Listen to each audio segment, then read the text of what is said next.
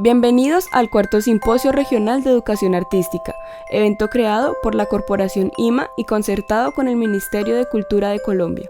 A continuación se presenta la ponencia Agua Blanca, la casa de aluminio como elemento de memoria e imagen, a cargo de la maestra Linda Acosta. Muy buenos días a todos, mi nombre es Linda Acosta, soy artista visual egresada de la Universidad Antonio José Camacho. El día de hoy voy a presentarles los resultados de mi proyecto de grado Agua Blanca, un barrio de historias. Este fue un proyecto de investigación-creación y la ponencia que voy a presentarles tiene el nombre de Agua Blanca, la casa de aluminio como elemento de memoria e imagen. Bueno, voy a empezar a contarles sobre el barrio Blanca y por qué hice este proyecto. Para empezar, el barrio Blanca pues, pertenece a la ciudad de Cali, de la Comuna 11, y terminó de construirse en marzo de 1957. Y fue construido especialmente para albergar a viudas con hijos o personas que hubieran sufrido alguna incapacidad a causa de la trágica explosión ocurrida el 7 de agosto de 1956. Muy pocas personas conocen este hecho, incluso los habitantes de la ciudad de Cali son las personas mayores que conocen que hubo una explosión en la ciudad. Y quizás son algunas de las que aún saben que es el barrio Blanca.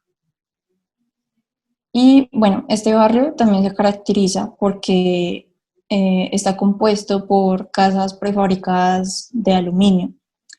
Esta es una imagen que recuperé del periódico El Relator, es del 16 de febrero de 1957. Y bueno, como antecedente tengo esta novela gráfica del colectivo Leche, Cielo Rojo, que habla sobre la trágica explosión del 7 de agosto de 1956.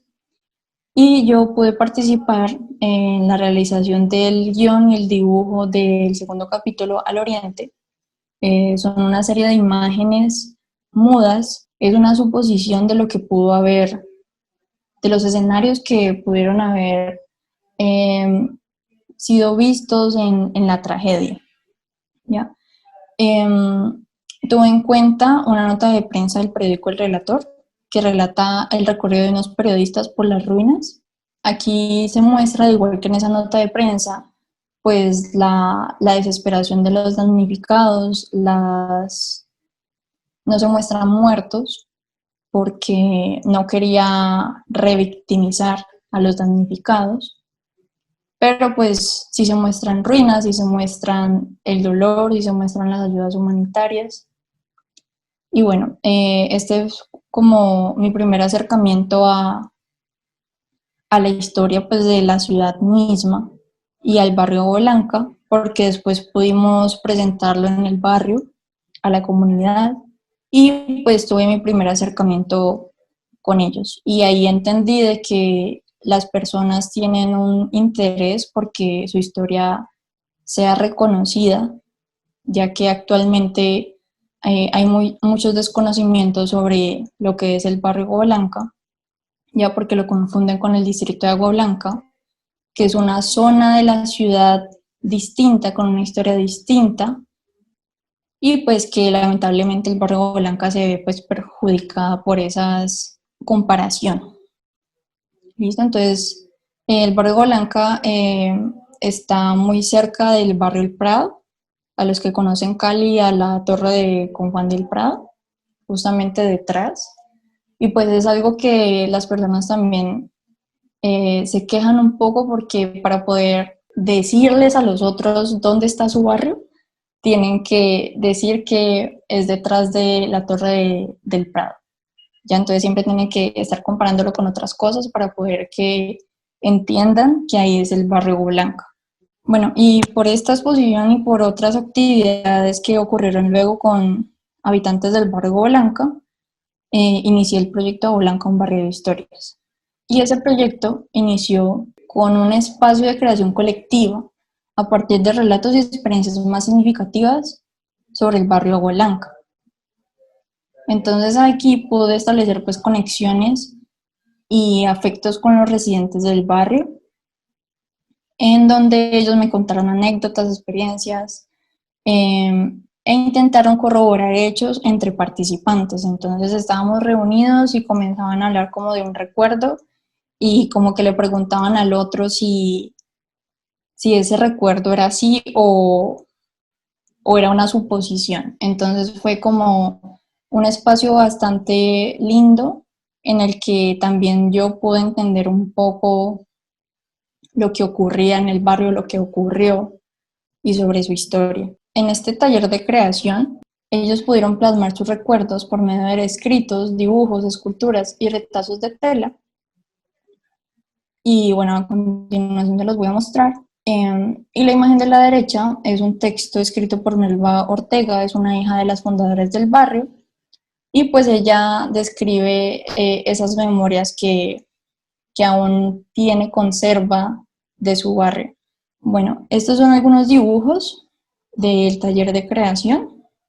Los dos primeros son de Jorge Mosquera y el último es de Rubia Rentería. Estos dibujos fueron de gran ayuda porque habían participantes que no sabían ni leer ni escribir, entonces ayudó mucho porque a través del dibujo pudieron expresar cómo era su casa de aluminio. Cabe aclarar que habían personas que hoy en día no conservan su casa de aluminio porque pues las han modificado o las han vendido o han construido casas pues en ladrillo. Entonces estos son como algunos elementos. La señora Rubia Rentería pues describía también como a las personas que vivían en su casa y también muchos de estos dibujos tenían como los colores que tenían las fachadas de las casas. Se diferenciaban por tamaños, entonces cada color representaba un tamaño, eran tres colores, naranja, verde y azul, y el lote era del tamaño de 10 por 25 metros. Todos los lotes eran iguales, pero las casas sí tenían diferente medida. Estas son algunas imágenes de las participantes del taller, en su mayoría fueron mujeres que participaron. Y en esta actividad realizamos unos objetos que representaran partes de la casa de aluminio. ¿Ya? Habían unos objetos que venían con la casa prefabricada de aluminio y los participantes las representaron por medio de arcilla de acerrín. La arcilla de acerrín fue un elemento que usé, pues tuve ciertas dudas con qué material utilizar para pues estas mujeres mayores que no tuvieran como problemas al tener que amasar. Conseguí acerrín en polvo, lo combiné con harina de trigo, agua y pegamento para dar pues esa consistencia. Los resultados de esta actividad, algunos de los resultados fueron estos.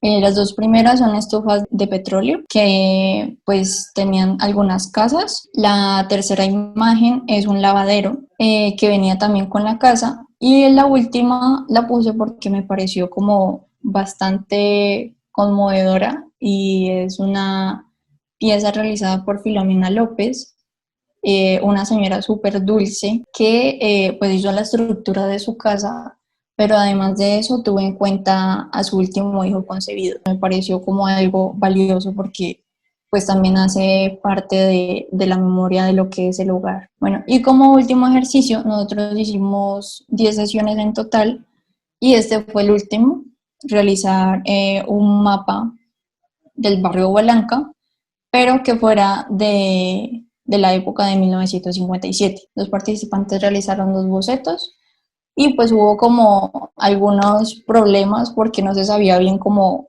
eran la ubicación de las casas, de ciertas, como la iglesia, el parque y todo, y como que esos mapas que hicimos de bocetos terminaron siendo como una combinación de épocas y también de calles porque la nomenclatura había cambiado.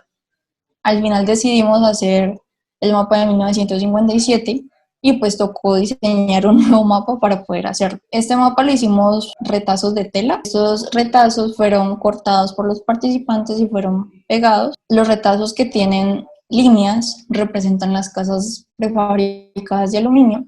retazos de flores y de plantas representan las zonas verdes. Bueno, y para entender un poco más sobre la historia del barrio Blanca y cómo ha sido transformado, realicé un mapa a mano para identificar las casas de aluminio que aún se conservan. Este mapa lo hice teniendo en cuenta pues imágenes de Google Maps y además el mapa de 1957. Entonces, a partir de aquí empecé a observar las casas prefabricadas de aluminio que aún se conservaban por Google Maps. Eso fue un acercamiento virtual, y después de anotar con puntos rojos dónde estaban ubicadas aproximadamente las casas, me dirigí al barrio. Hice los recorridos y aquí fue donde empecé como a rayar un poco más el mapa y a entender de que habían casas pues que ya no existían.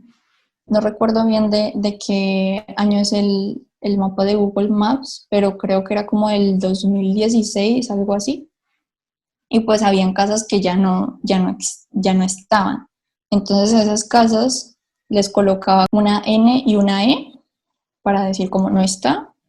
Y las casas que no podía como registrar fotográficamente, porque la idea era como pedir autorización para tomar esas fotografías, entonces les colocaba una F arriba de falta, porque pues muchas veces no encontraba a los residentes, muchas veces no había nadie y a veces tampoco me permitían tomar fotografías, entonces pues son casas que no pude pues registrar. Las otras que sí estaban, les puse como un círculo negro y habían casas, y las casas que estaban demasiado modificadas, entonces le colocaba arriba un DM. Entonces pues habían casas que estaban como divididas en la mitad o que ya tenían como demasiadas modificaciones en la ventana o estaban ya como con mucho ladrillo, entre otras cosas. Y también empecé como a describir hacia dónde miraban las casas, porque esa ubicación también se cambiaba dependiendo como de la estructura inicial pues del barrio. También pude evidenciar de que habían zonas del barrio que actualmente pertenecen o ya no pertenecen al barrio por ciertas modificaciones que se planearon. Entonces pues ahí por lo menos el barrio Blanca se caracteriza por tener transversales, y una de ellas, que es la primera, fue, digamos que cortada del mapa y se agregó al mapa del barrio El Prado. Entonces muchas personas pues todavía están indignadas porque pues ellos pertenecen al barrio Blanca, pero en su recibo dice que hacen parte del barrio El Prado. Entonces pues ha habido como mucha problemática con eso. Y pues también es indignante porque se agregan y se quitan elementos de un barrio que tiene demasiada historia y demasiada importancia en la memoria colectiva de sus habitantes. Bueno, en este recorrido, pues como ya mencioné, registré fotograficadas las fachadas de las casas y además registré sus álbumes familiares. Entonces, pues a partir de ahí pude como entender un poco más de las transformaciones de las casas y de las formas de habitar de la comunidad. Y también pues pude ver que en los patios, porque las casas tenían unos patios enormes, pues les servían mucho a las personas para tener árboles frutales, vegetales para su consumo propio, y que las latas de aluminio fueron cortadas y utilizadas para agrandar la casa o modificar zonas de acuerdo a las necesidades familiares diarias. Cabe aclarar que también tuve la posibilidad de revisar la tesis de grado de Paula Pino López, que también hace parte de mi universidad, y pues ella también hizo su proyecto de grado sobre el barrio Blanco. Entonces, a partir de esa tesis de grado, pues yo también pude identificar esas transformaciones y me aportaron a la creación pues de este proyecto y la creación artística. Bueno, estas son 33 fotografías de las 33 casas de aluminio que logré fotografiar gracias a la autorización de sus residentes. y pues son casas que no están como del todo modificadas, no tienen tantas modificaciones en su fachada. Sin embargo, pues hay otras que sí están pues divididas a la mitad porque muchas personas tuvieron que dividirlas para vender una zona del lote. También pues fueron pintadas de diferentes maneras y pues organizadas de acuerdo a las necesidades diarias. Estas son algunas fotografías que pude registrar. Las tres primeras de arriba hacen parte del álbum familiar de María Ruth García y creo yo que son las fotos más antiguas que pues, se pueden encontrar sobre el barrio Bolanca. Son bastante escasas las fotografías y más porque hay personas que no se sienten cómodas como para prestar o mostrar sus álbumes familiares. Entonces, y pues también la ausencia de estas fotografías se debe a que pues las familias se dividen, los hijos se van y muchas veces cuando los hijos se van, pues se llevan fotografías. Entonces, pues el álbum familiar comienza a dividirse o muchas veces las fotografías se pierden, se prestan y pues no se sabe nada de ellas de su paradero.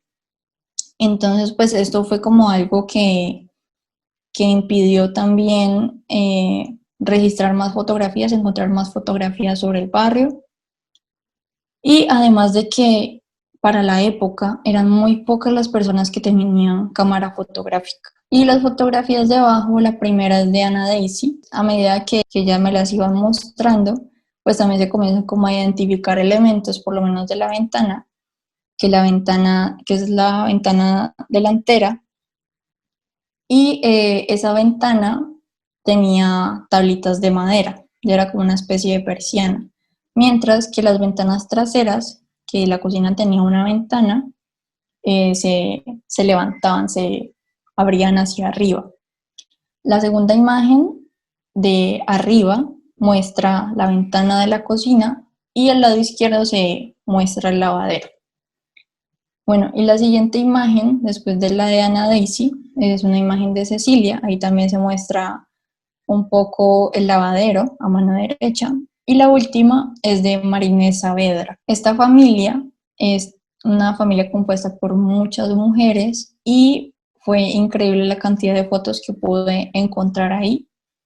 Y también fue muy conmovedor pues el hecho de que estábamos casi todas revisando el álbum y pues ellas estuvieron recordando como momentos muy, muy significativos de su infancia, de la familia, entonces pues se reían, recordaban y pues entre todas tratábamos de identificar pues esos elementos que pues alcanzar a ver como la casa de aluminio, su estructura, algo que pudiera determinar que era ahí, era de ahí la fotografía. Bueno, otro elemento importante que encontré pues en esos recorridos eran las extrañas manijas, cerrojos y pasadores de las puertas. Entonces la primera pues es una manija, la segunda a mano derecha es el cerrojo externo y siempre habían dos en cada puerta. Detrás del cerrojo está el pasador interno y también hay dos en cada puerta. Las personas lo que hacían para poder asegurar sus casas si salían era en ese cerrojo externo, hay como dos huequitos, ¿ya? Y corrían el pasador, ¿sí? Y ahí colocaban el candado para poder cerrar bien sus casas. Otro elemento eran los tornillos, pues que esos se oxidaban o se caían, se perdían, y las personas pues sí tenían que ir a cambiarlos porque muchas veces pues habían como goteras. Y otro elemento importante es que el aluminio, pues en unas notas de prensa que encontré decía que no iba a tener una durabilidad mayor a 15 años. Y pues es increíble ver el estado de las latas de aluminio hoy porque continúa estando impecable, no se oxida. Bueno, y a mano derecha tenemos unas huertas improvisadas que pues se me ocurrió hacer porque pude ingresar a una casa que todavía conservaba su patio, que estaba completamente llena de plantas. ¿Ya? Y me pareció supremamente lindo, y en las reuniones pues también les pregunté a las participantes como que qué plantas o animales tenían en sus patios, y pues entre ellos están los que aparecen aquí, como la yuca, el romero, el orégano, la piña, el plátano, la batata. Había una persona que tenía una pequeña planta de coca, y había otro elemento importante, y pues que no todas las casas lo tenían, pero sí la mayoría, y eran los árboles de mango. En esos recorridos también pude pues ingresar a las casas y hablar con las mujeres. En su mayoría eran mujeres siempre, las dueñas de las casas, y a mano izquierda está la casa Yadira Rodríguez, y un breve relato de algo que ella me estaba contando, de que su esposo le había dicho de que se fueran del país, y ella le contestó que no, que ella se quedaba porque había tenido a sus hijos, ahí vivieron y ahí se casaron. La segunda imagen tiene un texto de un relato de Graciela Velasco, en el que me hablaba de cuando su casa fue dividida. Entonces me decía que se puso a llorar porque no era justo hacerle eso a una casa que le había costado tanto esfuerzo a su padre. Y estos dibujos hacen parte de una libreta de dibujo que expuse en mi sustentación. Bueno, y como parte de la investigación y creación que anteriormente había mencionado, revisé el periódico El Relator de 1956 a 1958. Y a través de una creación individual, me interesé por las notas de prensa o los elementos de las notas de prensa que tenían un carácter repetitivo. En su mayoría era así. Entonces, pues sus publicaciones las podía resumir como en progreso y desarrollo que trajeron para Cali las donaciones como el edificio venezolano, la Flora y el barrio Blanca, que son pues construcciones que fueron donadas o que aportaron pues a solventar el problema de vivienda de los damnificados. Y pues además de que se iba mostrando como ese progreso para la ciudad, pues las condiciones de los damnificados no mejoraban, y las publicaciones que hablaban sobre ello solamente aclaraban que estaban en una penosa situación. Nada más, no habían incluso casi imágenes que mostraran que estaban viviendo en las calles. Bueno, y aquí hay dos fotografías. La primera es del 21 de septiembre de 1956 y la segunda el 24 de septiembre de 1956, sobre pues la construcción de las casas prefabricadas. Y tomando en cuenta lo anterior, realicé estos dos dibujos para contar un poco sobre la explosión del 7 de agosto, y lo que hice fue transferir los títulos o las notas de prensa del periódico El Relator. Entonces, los títulos que aparecen son de la tipografía exacta del periódico El Relator, y dice la primera: no es posible contar lo que vimos esta mañana. Y lo que hice fue colocar una serie de imágenes que encontré de archivos fotográficos sobre la explosión, y comienzo a identificar como ciertas personas que quiero como incluir en un dibujo que represente la explosión. Entonces están los damnificados, están las enfermeras, están los bomberos, están los de la Cruz Roja, y los compilo en una misma imagen. Bueno, y la segunda imagen habla sobre este pues problema que tenían en los periódicos de censura, básicamente, de no mostrar a los damnificados pues en su situación. Y mientras tanto se iban también mostrando notas que decían que no habían sido posibles pues instalar las casas prefabricadas que se tenían planeadas instalar para los damnificados. Entonces pues las personas estaban con su ilusión de casa, de conseguir como un lugar porque habían perdido su casa en la explosión, y pues simplemente el gobierno no agilizaba el trámite para que eso sucediera. Al final, pues Agua Blanca en esa época fue destinada a una zona bastante alejada de la ciudad porque no había nada más alrededor. Y pues las personas para poder desplazarse al centro de la ciudad tenían que usar el tren o tenían que pasar todo Agua Blanca, que en ese entonces pues no estaba pavimentado, y tomar la buseta Rosado Crema.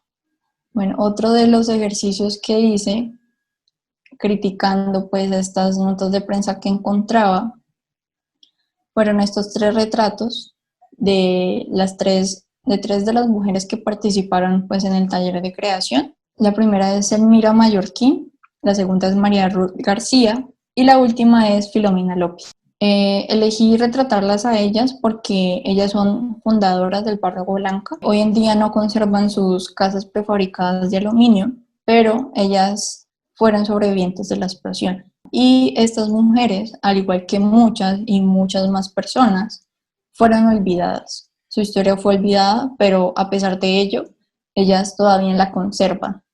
¿Sí? Por eso colocó la portada del periódico El Relator a sus espaldas. Esta portada es de agosto de 1956, cada una representa una semana, cada mujer representa una semana, y también hace alusión a ese sentido de poca importancia que se les dieron a los damnificados en estas notas de prensa. A medida que pasa el mes de agosto, estas imágenes sobre la explosión, sobre los damnificados, comienzan a disminuirse o comienzan a variar, se les da como menos importancia a lo de la tragedia. Cabe aclarar que esto también se debía pues por el gobierno de Rojas Pinilla, porque en la época había una censura muy fuerte. Otros dibujos que realicé en la libreta de dibujo fueron estos, que también hacen alusión pues a esa repetición de información que se daba en los periódicos que realmente pues no decía mucho, como que se iban a entregar las casas, los damnificados, el desastre, la catástrofe, pero pues no iban más allá, ¿ya? O a veces se decía que iban a construir más casas para cierta fecha, pero nunca sucedía. ¿Listo? Entonces la primera tiene frotage de palabras que dicen Agua Blanca, 7 de agosto, desarrollo, catástrofe. Y tiene recortes de fotografías de las casas de Agua Blanca y pues el dibujo de una de las fachadas.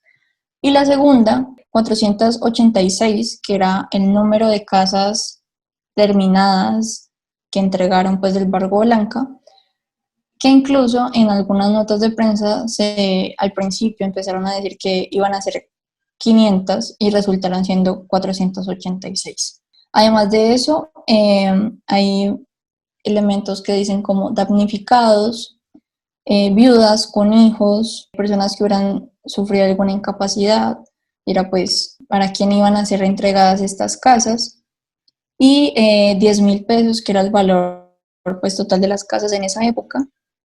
Y bueno, estos elementos pues que se repetían y que de alguna forma pues componen la estructura de lo que son las casas prefabricadas de aluminio en Agua Blanca.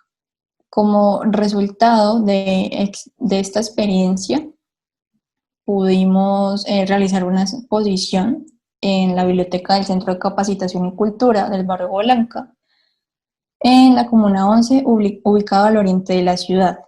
Esta fue una exposición para sustentar mi proyecto de grado y pues fue bastante lindo porque no solamente yo presenté, sino que la misma comunidad que asistió a los talleres y a la exposición, pues pudo participar relatando sus memorias. Entonces fue bastante valioso y además de que fue presentado propiamente en el barrio y no en una zona diferente que no tuviera nada que ver con la historia del mismo. Gracias a que invitamos a varias personas, no solamente del barrio, pudieron llegar otros que no tenían ni idea de la historia del barrio y pudieron conocerla también. Y no solamente su historia, sino conocer al barrio en sí mismo, porque llegaron hasta él. Bueno, y como conclusión, la práctica artística realizada en comunidad sobre la historia del barrio Blanca permitió desarrollar procesos creativos con las personas directamente relacionadas a los hechos. La comunidad se apropió de su historia y expuso algunos recuerdos característicos del barrio Blanca ante diversas personas que no conocían su historia, permitiendo que ellos mismos se sintieran como parte de la historia de su ciudad. La ubicación del barrio Blanca, a las afueras de la ciudad de Cali, provocó la invisibilización y la marginación de los damnificados y contribuyó al olvido de la sociedad sobre el surgimiento del barrio Blanca. El barrio Blanca fue devorada por el crecimiento de una ciudad que sin piedad se olvidó de él y de su historia. Las escasas imágenes en fuentes documentales, archivos fotográficos y álbumes familiares sobre la explosión del barrio Blanca pudieron influir en el olvido sobre ambos hechos, porque las imágenes permiten evidenciar el pasado y son fuentes que representan acontecimientos y vestigios de nuestra historia individuales y colectivas. Y por último, este trabajo pues, fue dedicado a Aida Luz Solano, Cecilia Pérez, Filomena López, Yadira Rodríguez, Jair Alberto Quintana, María Ruth García, Marileidy Ávila, Orlando Chaparro, Rosario Rodríguez y a todas las demás personas habitantes del barrio Blanca que contribuyeron a este proyecto. Les agradezco por todo su apoyo. Y por último, si quieren saber más sobre mi trabajo o sobre el proyecto que acabo de presentar, pues pueden escribirme por las redes sociales o por mi correo electrónico. Muchas gracias.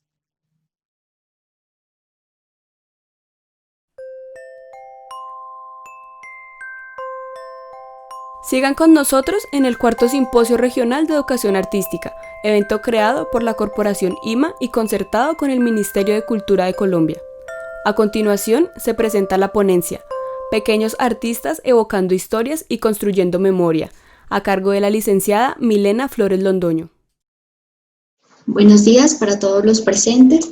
Soy de la ciudad de Pasto. Mi nombre es Milena Flores Londoño. Soy licenciada en Educación Preescolar y actualmente estudio Artes Visuales en la Universidad de Nariño.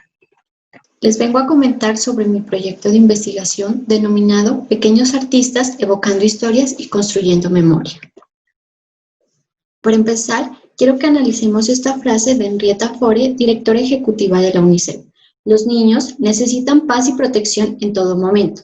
Las reglas de la guerra prohíben la captura ilegal de civiles, los ataques a escuelas u hospitales, el uso, el reclutamiento, la detención ilegal de niños y la denegación de asistencia humanitaria. Cuando surgen conflictos, estas reglas deben ser respetadas y quienes las incumplen deben rendir cuentas. Ya basta, hay que poner fin a los ataques contra los niños.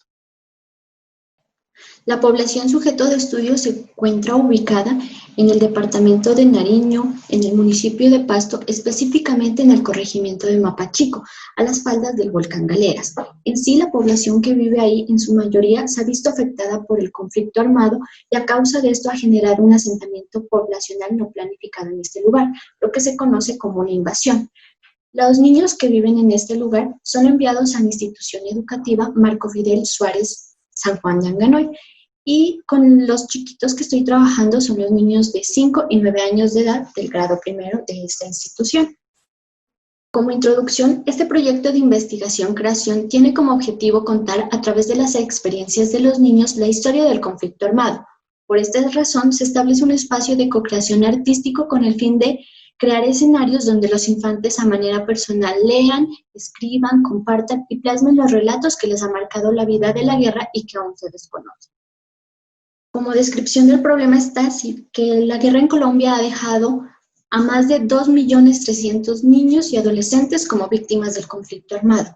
Y tristemente el contexto escolar y familiar no repara a las víctimas, ya sea porque no se cuenta con la infraestructura adecuada o porque no se tiene la capacidad económica para suplir estas necesidades y contribuir a una reparación y a una construcción de paz que se necesita. Por otro lado, Nariño ocupa el tercer puesto a nivel nacional con mayor número de víctimas del conflicto armado.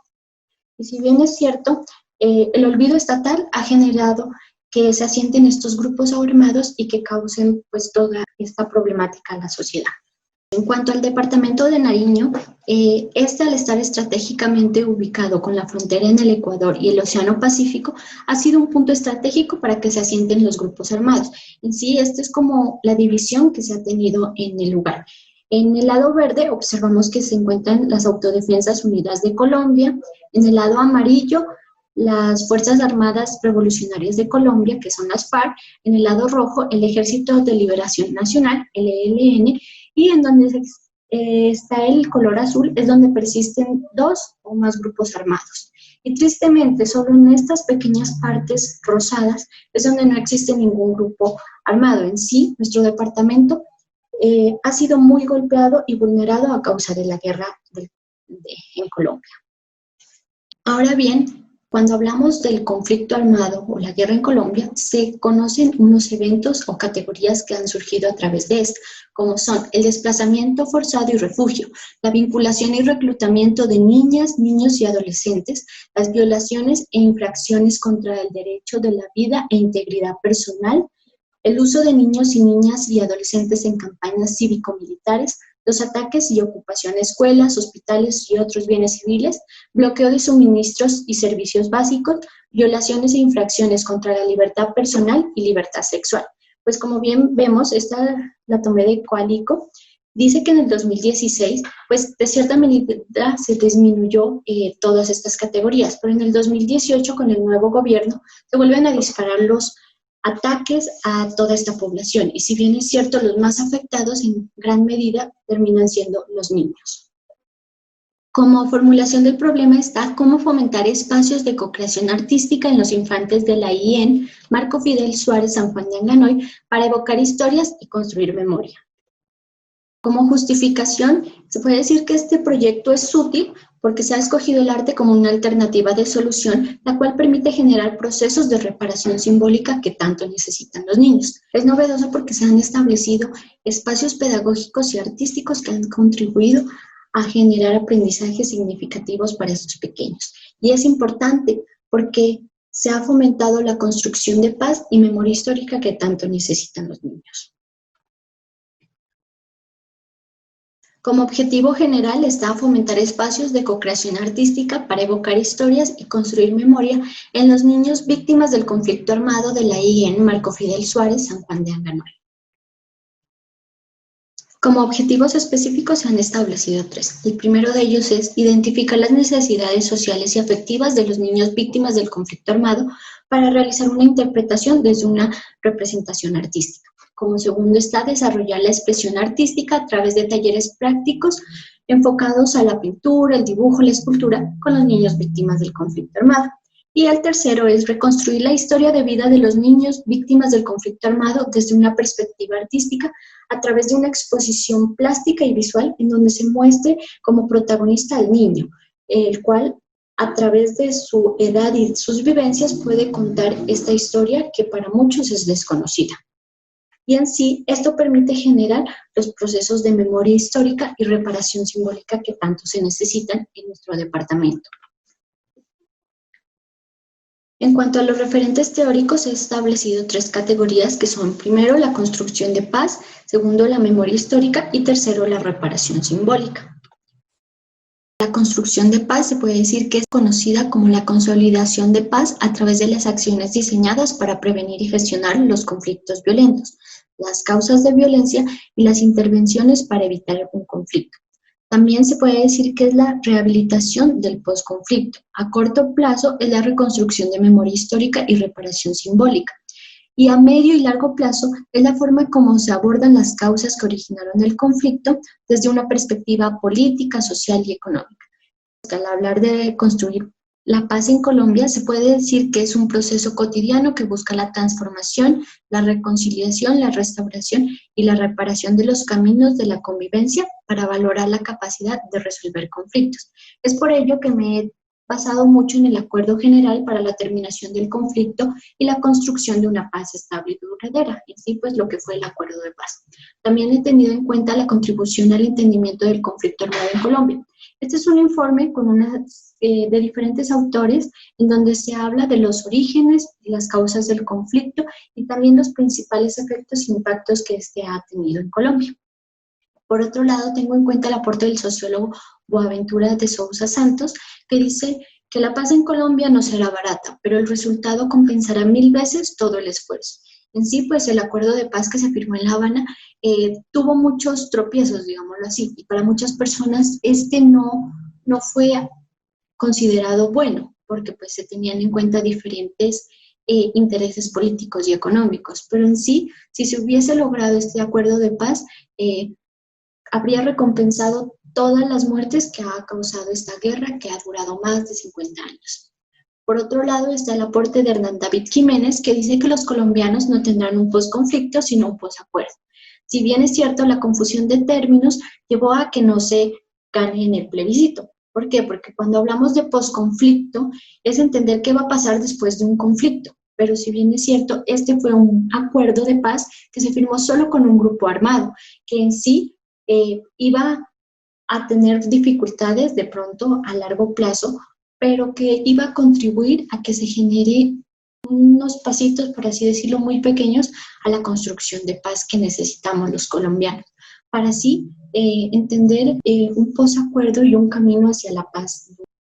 Por otro lado está la guía para la implementación de la Cátedra de Paz. Esta guía me ha permitido basarme para crear un plan de actividades acorde a las necesidades, a las edades y a las capacidades de los niños para que así se permita esta construcción de paz que ellos necesitan en su escuela. En cuanto a la memoria histórica, se le entiende como el esfuerzo consciente de los grupos humanos para encontrar su pasado, evocándolo y valorando lo vivido, en donde se narran las vivencias personales o distintos detalles de la vida. Es por ello que me he basado en el Centro de Memoria Histórica, el cual me permite como observar las diferentes investigaciones, documentales, escritos, actividades que se realizan en todo el país. Se muestra la voz de las víctimas, la evolución del conflicto armado, para que en sí no haya repetición ni olvido.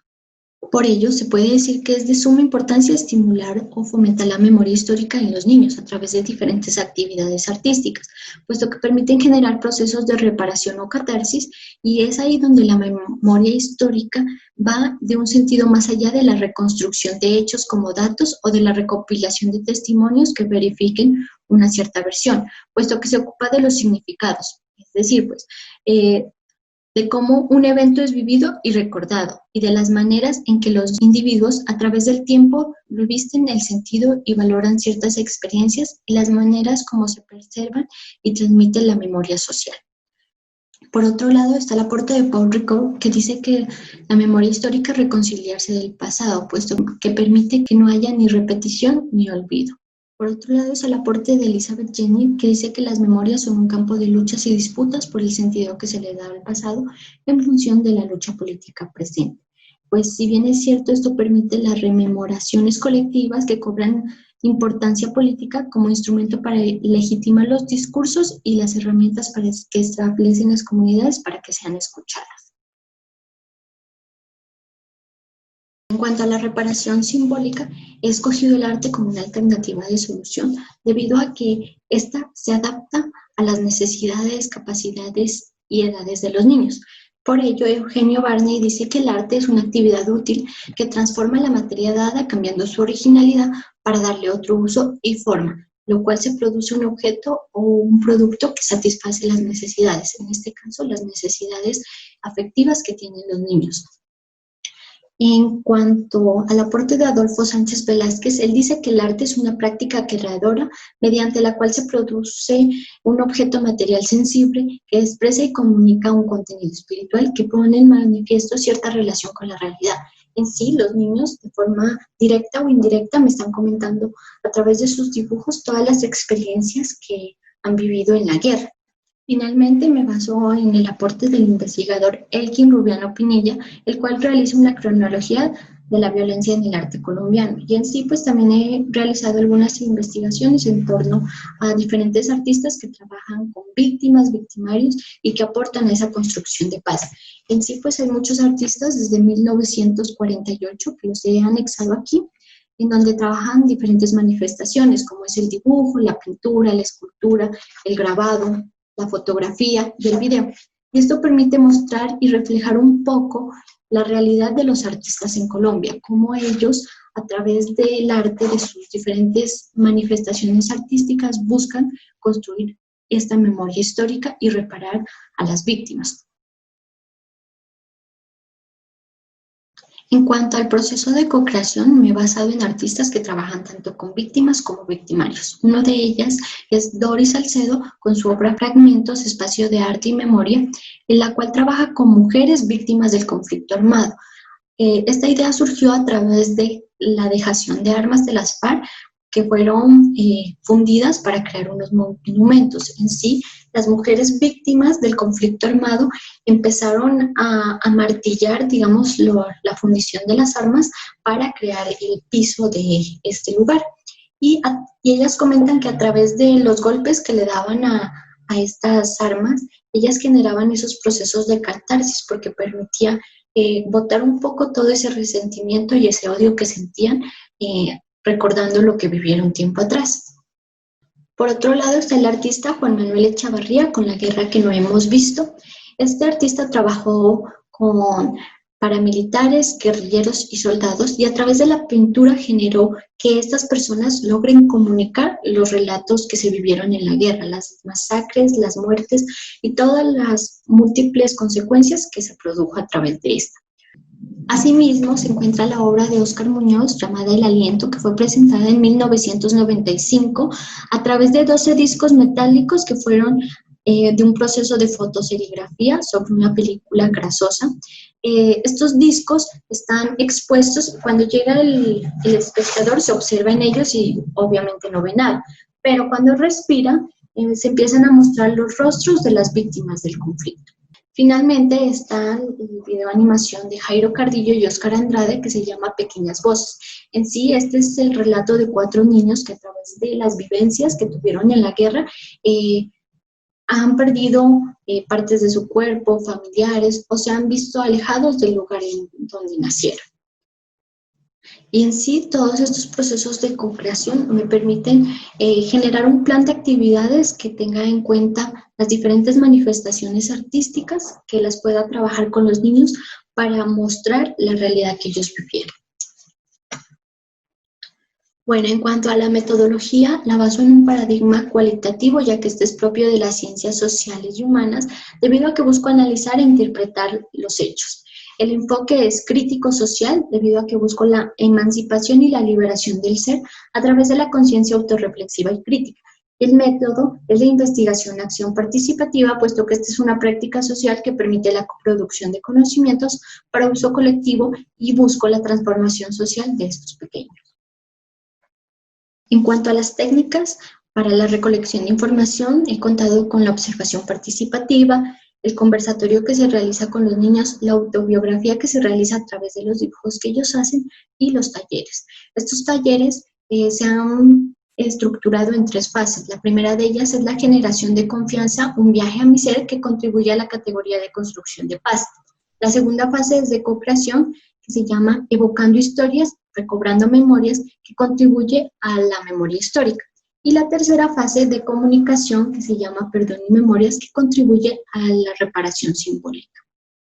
Dentro de los instrumentos se encuentra la bitácora artística, los informes narrativos y los dispositivos mecánicos, teniendo en cuenta la bitácora de artista como el instrumento más indispensable en mi trabajo, debido a que he basado en los 4 principios. El primero de ellos es el de inmanencia. Como pueden observar, es donde se muestra todo el proceso creativo y subjetivo del investigador, que a través del arte permite mostrar y evidenciar todas estas realidades que se viven de violencia.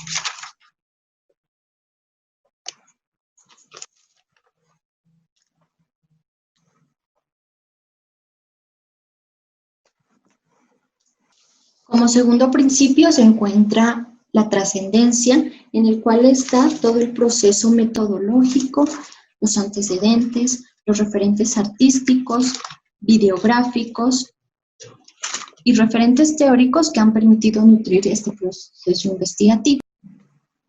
En cuanto al tercer proceso, está el remanente, está todo el proceso artístico, los cursos, diplomados que he realizado, las diferentes capacitaciones y ponencias en donde he mostrado mi trabajo y sobre todo la creación artística que he realizado a lo largo de mi carrera.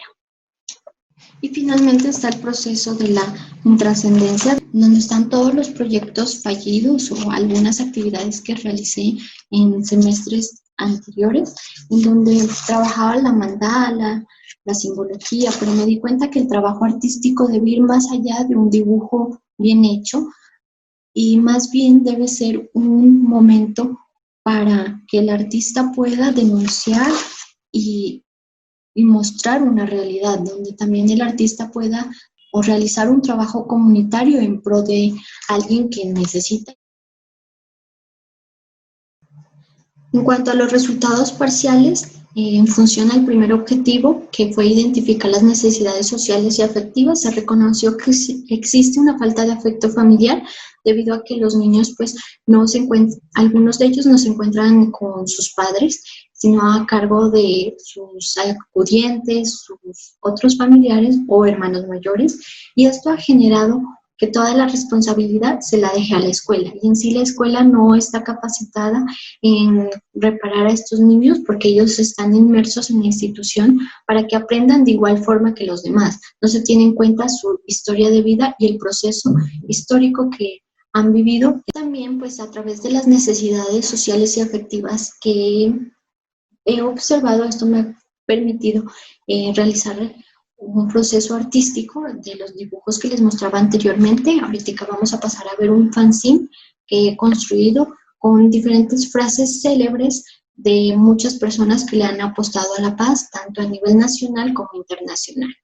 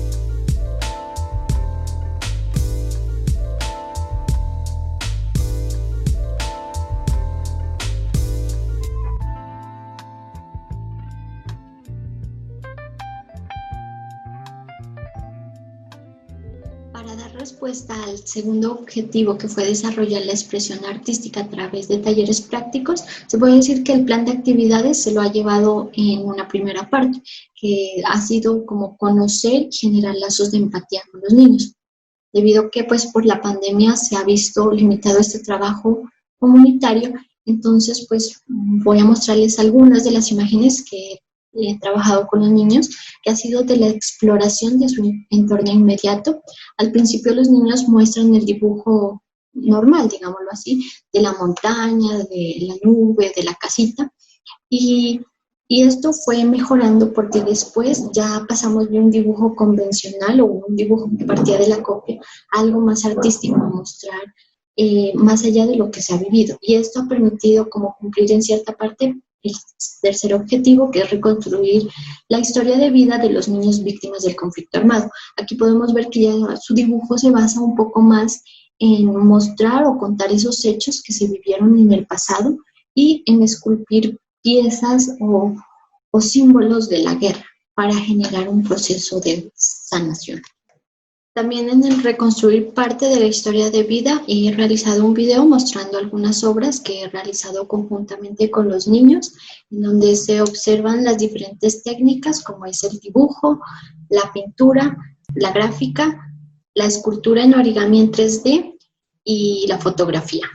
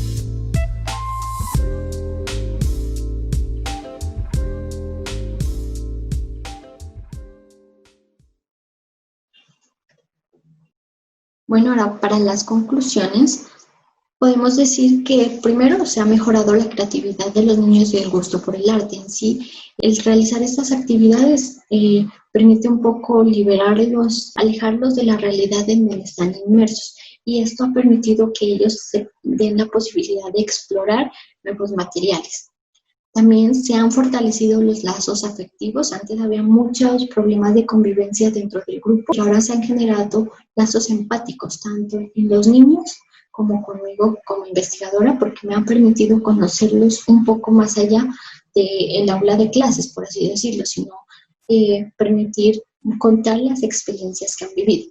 Y finalmente, pues han logrado plasmar las historias, necesidades, sueños y problemas de los niños.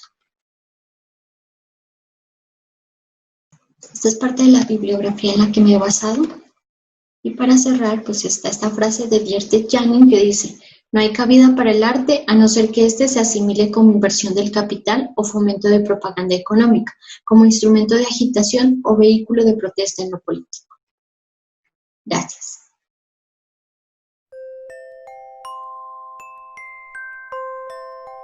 Gracias por acompañarnos en el cuarto Simposio Regional de Educación Artística, evento creado por la Corporación IMA y concertado con el Ministerio de Cultura de Colombia. A continuación, la ronda de preguntas se realizará por Zoom, cuyo enlace se encuentra en la página de Facebook del simposio.